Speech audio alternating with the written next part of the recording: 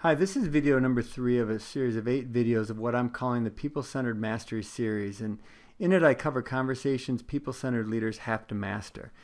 Today we're going to talk about the team member fact sheet and maybe a little bit of a background as to why I feel this sheet is so important. And one is just a core belief that knowing people is a foundation for trust. And I go back to a quote that Peter Drucker once made that said, "The existence of trust does not necessarily mean they like one another, it means they understand one another."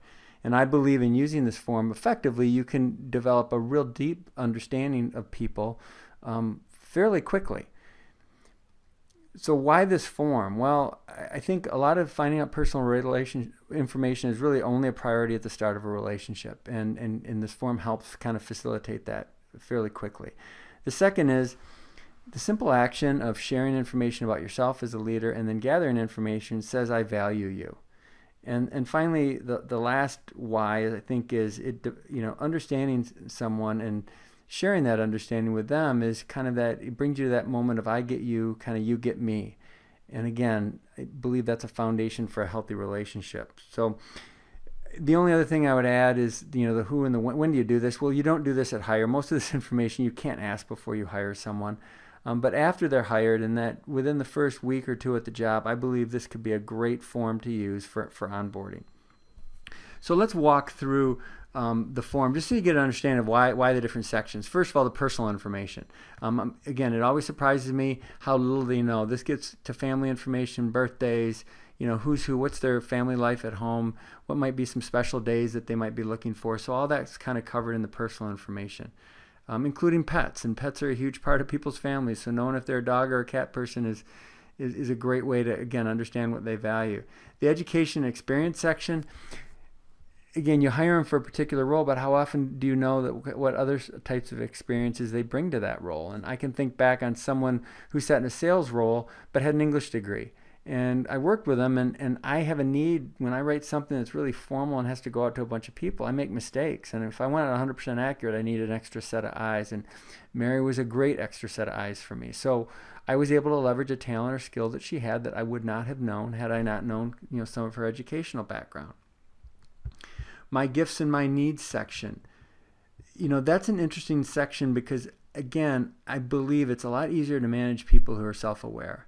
And this, just by asking this particular question of what things do I do extremely well, you get a sense of how well they know each other. You'll also get a sense of their background. Have they taken StrengthsFinder, Myers-Briggs, some of those assessments, because you'll hear in their language what types of assessment they've taken. And the other one is, what rewards do I most appreciate?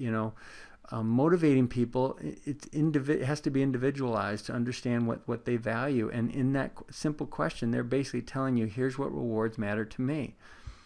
I love the miscellaneous section, and mainly because it's extraneous information that you may or may not know about them, but it creates connections between people. When they share hobbies, a love of a particular type of food, you'll get a sense of their passions in terms of where they like to go, what types of vacations they want, and even rewards and recognition if it comes to you want to give them something that they'll value. And then probably the very subtle question down there is, I'm stressed when blank. When people answer that, again, I kind of go back to that Drucker question. You understand them.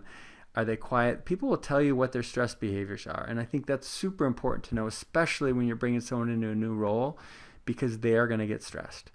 And then finally, the communication piece on that first page. Think about the dozens of ways people can communicate. Times, preferred methods, how often they check. In these very simple questions, you get a sense of how do you communicate to them, and if you're their leader, what's the best way to communicate with you. On the back side, there's just some generic ones. Key questions a people-centered leader wants, asks, and answers. I think these are just fun questions. They make people think. And sometimes they make people laugh, and sometimes when you answer, like, what's one person you'd love to have dinner with and what would you ask them, you get a sense of who they value. Maybe it's a past family member. Just a lot of cool stuff comes out when you ask this question. And then the final one, pick choices that best describe you.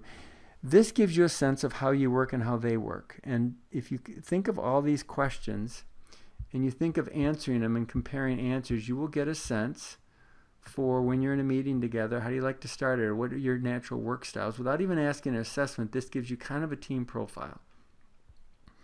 So to kind of wrap this up, I kind of go back as to why this is a priority. One, it's only a priority at the start of a relationship, and you have an opportunity a window to learn about people before you're embarrassed that you don't know it.